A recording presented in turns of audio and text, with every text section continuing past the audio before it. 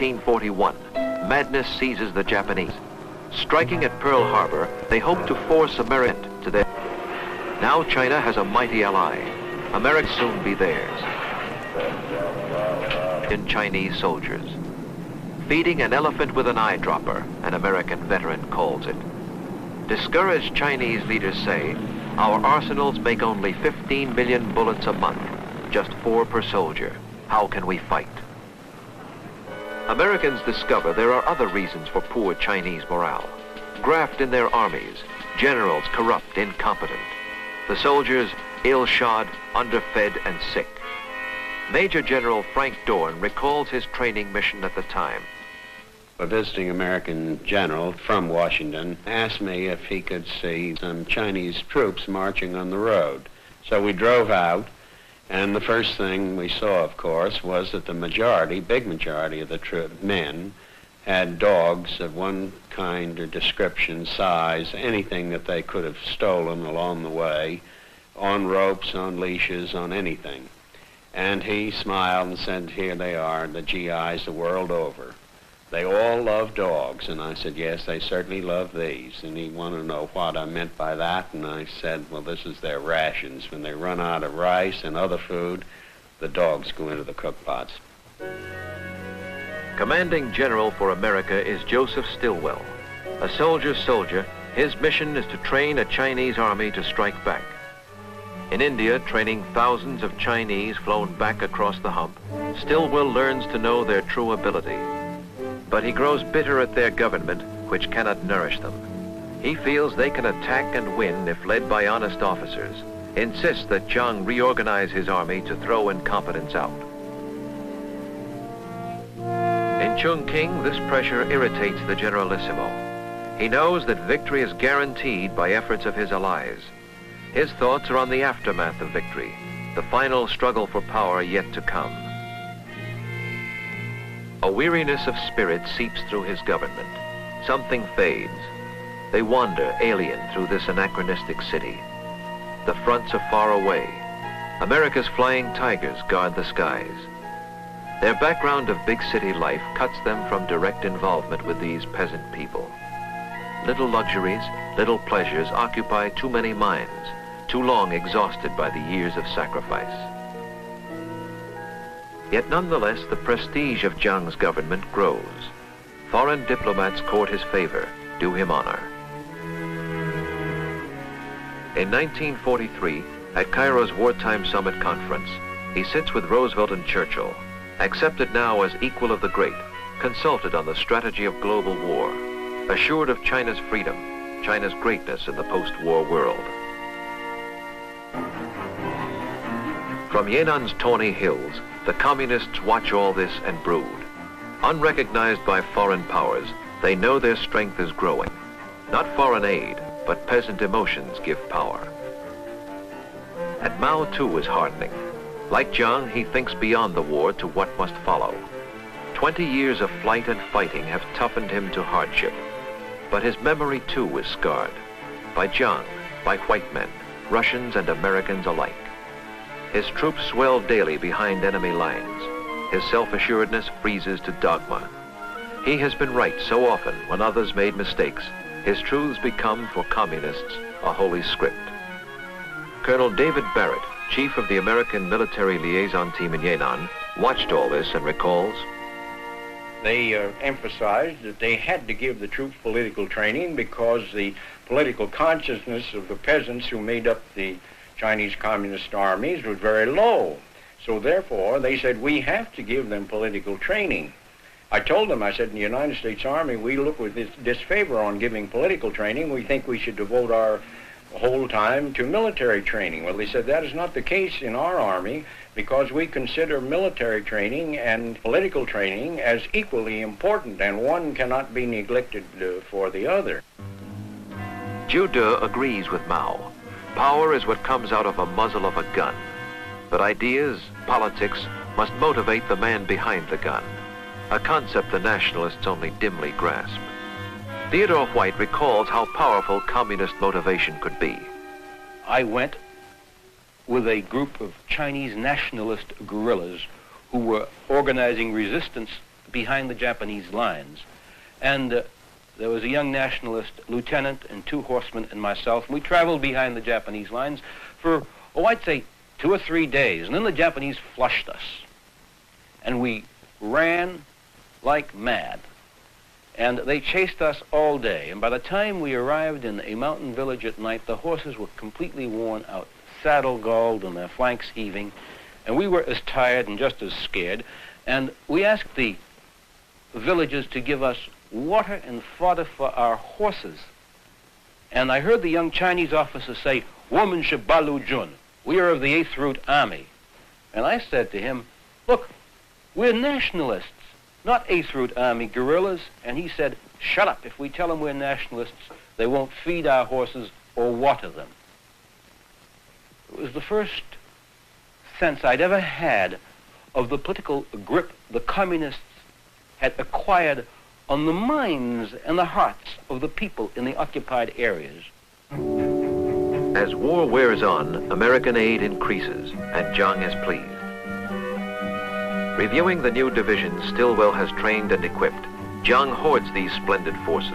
They will be useful later. Stilwell violently objects. He wants to use them now against Japan. He has no interest in future civil war. Stilwell feels unless Chiang purifies his government, not only is he no help in this war, but once the war is over, surely the communists will win. Their quarrel grows.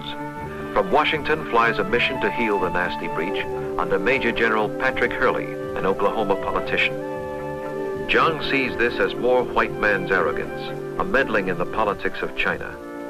No compromise is possible, and Stilwell is relieved of command in 1944. Certain American involvement in Asia will be long and tragic. The world rejoices as in 1945 the Japanese surrender, the guns they hope forever stilled. To sign the document of surrender aboard the Missouri, the Allies, America, England, Russia, invite Japan's first victim, China. In their eyes, China's only spokesman is Chiang Kai-Shek, who sends nationalist generals to represent his people. The communists are absent. For Chinese, this is but the curtain to an act, the climax yet to come and clash with communists. To stop this dreadful prospect, General Patrick Hurley, now named ambassador, flies off to Yan'an. He urges Mao, "The war is over, let there be peace. Let Mao and Chiang divide the country politically, but unify both rival armies under a central government. America will underwrite the deal." Hurley puts a plane at Mao's disposal to explore the proposition in Chongqing. Thus, Mao arrives on the first plane flight he has ever taken. His safety guaranteed by Americans, this is his first face-to-face contact with the Kuomintang since the killings and uprisings of 1927. 6 weeks of negotiation will produce apparent agreement, as Chiang plays host to Mao before departure. The plans that lurk behind their smiles, however, deceive all Western eyes. For in the field, a race is on. Across the land, the broken Japanese must sign defeat, yield cities, garrisons, and guns. But which Chinese will take the guns and occupy the cities, communist or nationalist? The nationalists, with all the transport of America at their disposal, emplane their troops to seize the cities of the Yangtze Valley. This ease of movement will lead them on to larger appetite, dispersion of their forces up from the Yangtze to seize the cities not only of North China, but beyond, Manchuria with its vital industry and rails. Nor will the communists sit still. Together, Mao and Zhu, like Chiang, decide the key lies in Manchuria. They choose Lin Biao as field commander to make the dash. From Yan'an and North China, they will strike east and north, while Chiang is readying troops to move from Yangtze ports and airfields. By foot and pack train, Lin Biao sets out. The Russians have temporarily occupied Manchuria by the surrender terms with Japan. Communists expect to get from Russians surrendered Japanese equipment and guns and hold the countryside before Chiang arrives. The rumble of inevitable clash causes America to replace Hurley with General George Marshall. This architect of global victory is sent to save the peace for which so brilliantly he labored. Received by Chiang Kai-Shek, Marshall gropes for American solution to the bitter revolutionary surges of a strange Asian nation torn by barbarisms a generation old. To his Chongqing headquarters, he invites a communist delegation led by Zhou Enlai, chief communist negotiator, to meet with Chiang Kai-Shek's spokesman. Marshall suggests, and they agree to, an American answer for China's groping search for order. A federal government peacefully permitting the two parties to govern provinces they now hold politically. Freedom of speech permitted everywhere, and disputes resolved by talk, not guns. In January 1946, both parties celebrate a truce with a handshake. No paper truce, however, can mend a nation ripped apart by 50 years of killing. Within 2 months, troops are on the move again. Each side blames the other, but 100 savage skirmishes now flare to full-scale war. Manchuria is the cockpit of the struggle.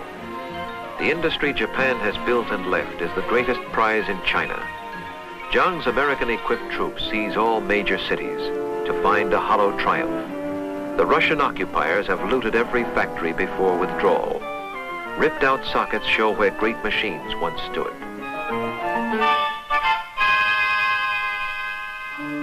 For Mao, the fighting in Manchuria is prelude to the climax of his theories. The day when guerrilla bands group into formal armies and shove frontal combat at a weary enemy. He fights for more than safety now. His ambition seeks to mold all China to his theories. I asked Mao Zedong what their policy was with regard to freedom of the press, and he said they believed in absolute freedom of press and absolute freedom of speech, and it wasn't going to be like Chongqing when they won. Everybody would have the right to say whatever he felt. There wouldn't be censorship the way Chiang Kai-Shek had in Chongqing. So I said, you really mean that? And he said, of course we mean it. And I said, do you mean that if you come to power, anybody will be able to print anything he wants in a newspaper or publish any newspaper he wants? And Mao Zedong said, of course, he said, except for enemies of the people. Nor did he ever define, and I was too young to ask him to define what he meant by enemies of the people. Obviously now it means anybody who disagrees with him. In summer 46, Jiang returns his government to Nanking, and once again, as 17 years before, reports the victory of his cause at Sun Yat-sen's mausoleum. The fighting in the north is only distant thunder in the Yangtze Valley. American advisors urge he seize this moment to win the hearts and firm the loyalties of his people by new reforms. Thus, in Nanking, Jiang convenes a Congress to write a modern constitution, in one last try to govern China by the order Sun Yat-sen has preached. But the thrust of all his background is still military. His troops must win by force of arms. With American arms, he feels the communists can be crushed, but his troops dig in to garrison rail junctions, cities they have occupied. American advisors insist such static defense is major error. They say he pins down his best divisions where communist guerrillas will isolate them. Queen city of Jiang's victorious China is Shanghai, restored at last to Chinese rule, all foreigners' concessions wiped out. While battle flares in the northern provinces, Shanghai seems to thrive.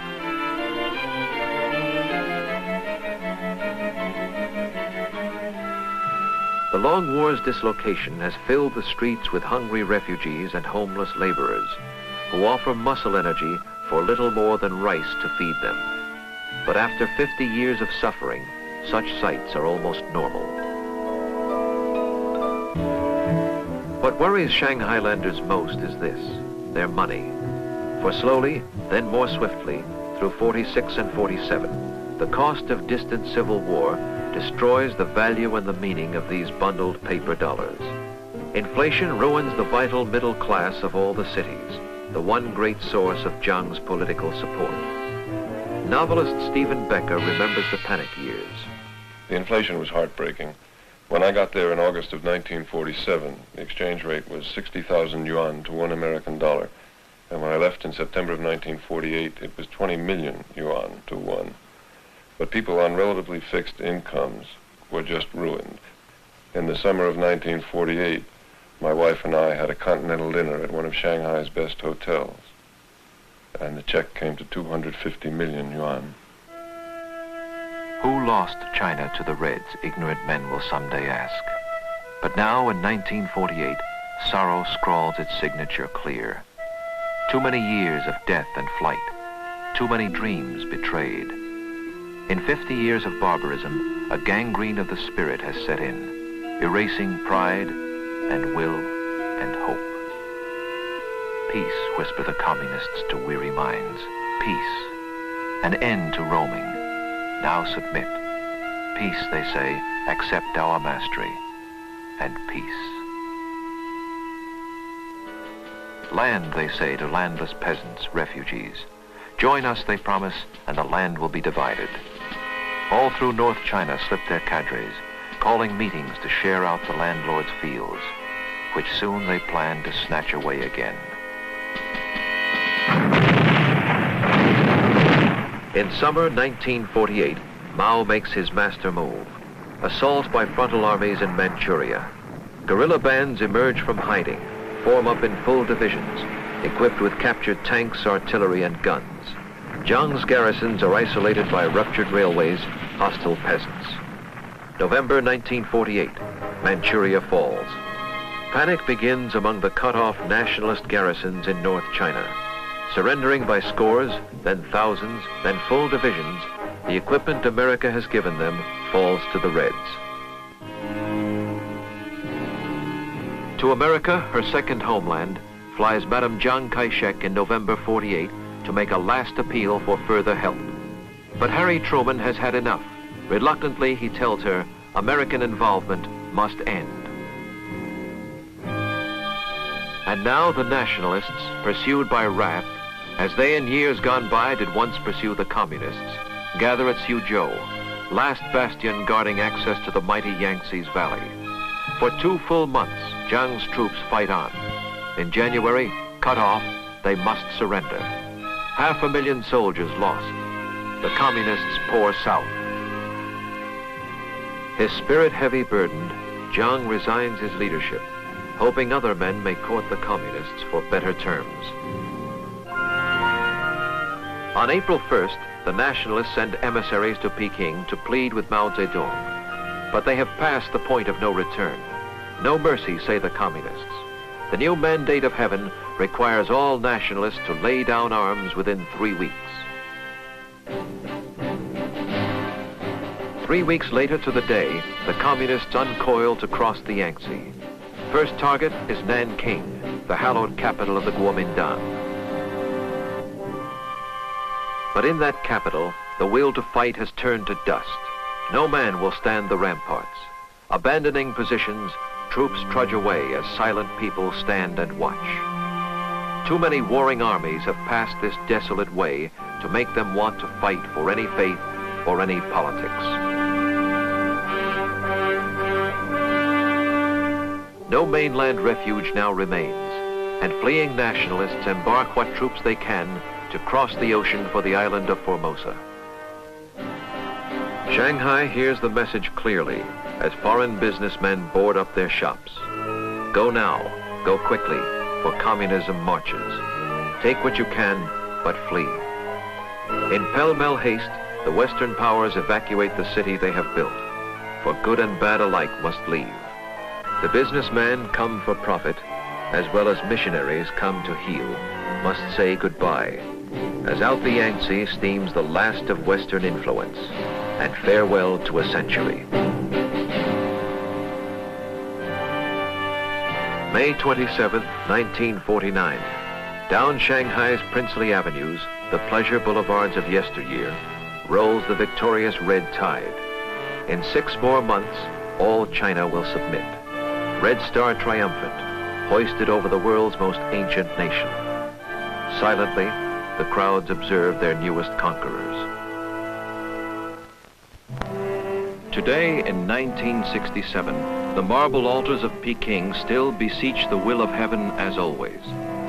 Chinese still gather here to listen to the voices that interpret heaven's will.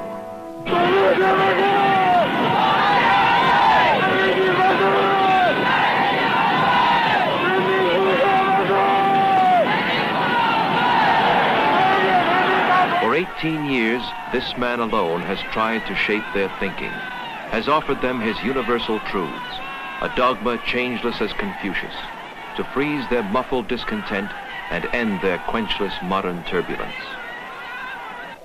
The image shown his people has been a teacher, grandfather benign, yet all have learned that those who cannot read his lessons will be crushed. His aging mind still lusts for permanent strife. The theme he preaches to old and young alike is hate. We are small militiamen fighting U.S. imperialism. Uncle, we must grow up quick and go to liberate Taiwan.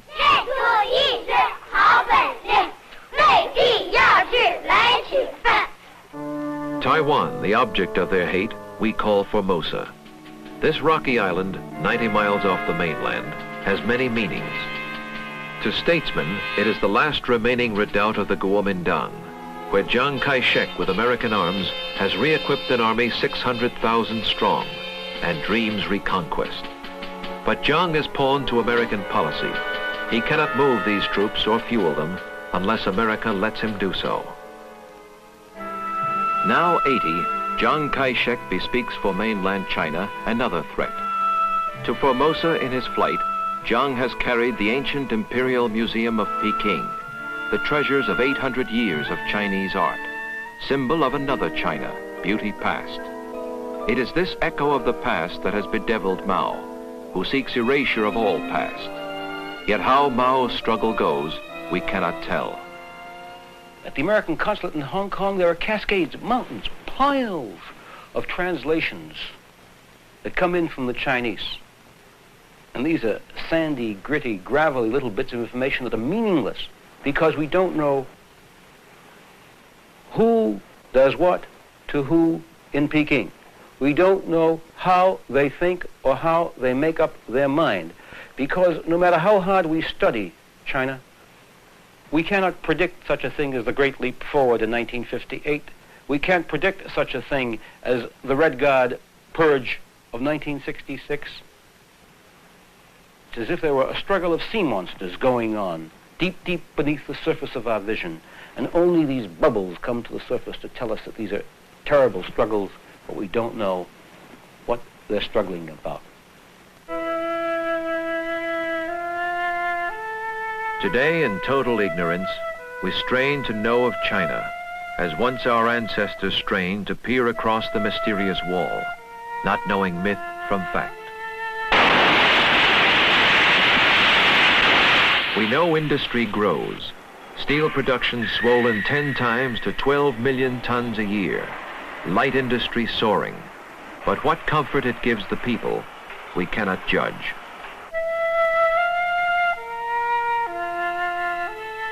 We know beyond this wall live people of dazzling historical ability. The forefathers of these students first invented paper, printing, books, gunpowder, the clock, the compass. In 1967, they loft rockets. In 65, they synthesized insulin. In 64, they unlocked the atom secrets. From behind the wall rise boastful statistics. But we know that China's people hunger, have barely survived one of the worst famines in all history. That driven by communist cadres, peasants work in communes, today still beasts of labor as their fathers were.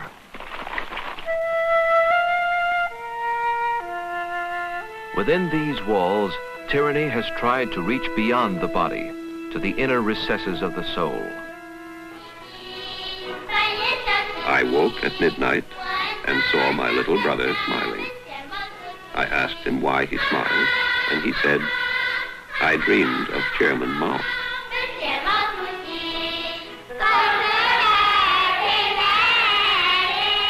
The purpose of all learning is to fathom what goes on in Chairman Mao's mind. This mind holds all the truths that ever were or will be. Neither age, nor place, nor class has allowed escape from pounding, the chanting of Mao's litany in railroad stations, in stores, at work. Even those who built the wall so long ago must be forgotten, they have been told. No history but Mao's.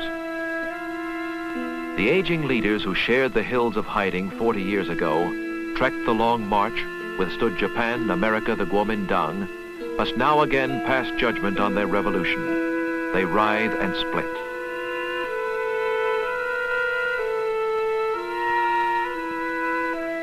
Within these walls they clash. They seek replacement for a chief whose triumphs make him think himself the voice of heaven, the universal sage.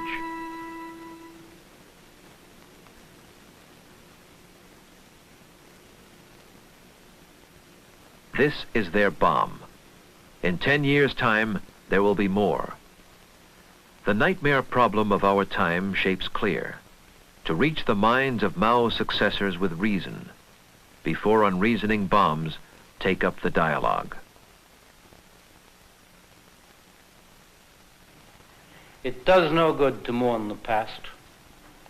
We pass along a road of time which, always turning, never brings us back to the crossroads marked again.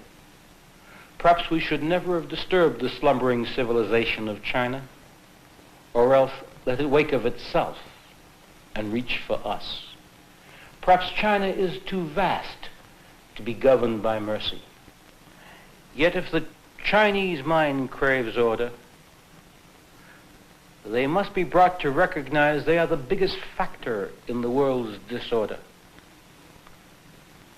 And we must untangle the madness of their mind. The most difficult task in the world is to reach the minds of men who hate you. We do not flinch from the immediate tasks to guard our skies, defend our friends. We cannot flinch from tomorrow's task, to reach the mind. We race today to reach the moon. To reach that mind is a task of equal difficulty and far greater urgency.